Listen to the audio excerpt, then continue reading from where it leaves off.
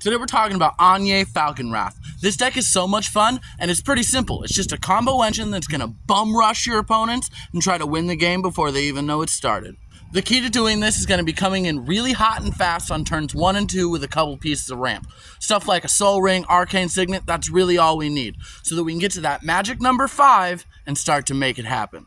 Anje has 2 abilities, the first of which is tap, discard a card, and draw a card, which doesn't seem that powerful in and of itself, but when paired with her second ability, whenever you discard a card with Madness, untap Anje, this is going to allow us to filter through our entire deck by filling it with cards that just have Madness. We don't even care what they do anymore. Since every card in the deck either is a combo piece or has Madness, we're going to be able to filter through that on 5 mana on turn 3. We play Anje, tap, discard a card with Madness, untap her, draw a card. We're going to keep doing that until we find our combo. My favorite combo for this is going to be a World Gorger Dragon Loop, which is also a little bit complicated and can get damaged, but it's so much fun, I think it's worth it. Start the loop by discarding a card called World Gorger Dragon, which says whenever World Gorger Dragon enters the battlefield, exile all permanents that you control.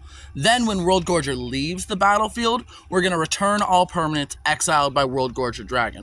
Next, with the World Gorger Dragon in the graveyard, we're going to cast Animate Dead or Dance of the Dead, which both have basically the same effect. They're going to bring the World Gorger Dragon back until they leave the battlefield. When he comes in, they're going to leave the battlefield, and then when he leaves, they're going to come back, and it's going to bring him back again. In doing this, we'll be able to flicker all of our permanents an infinite number of times. We just have to be able to end the loop by targeting another creature in our graveyard.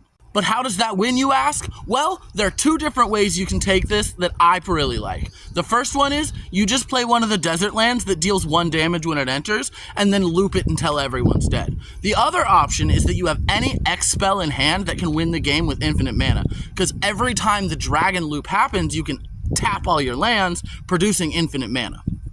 The reason the World Gorger loop can be so dangerous is that if your opponent has a well-timed removal spell, they can destroy the World Gorger Dragon with his enter the battlefield trigger on the stack.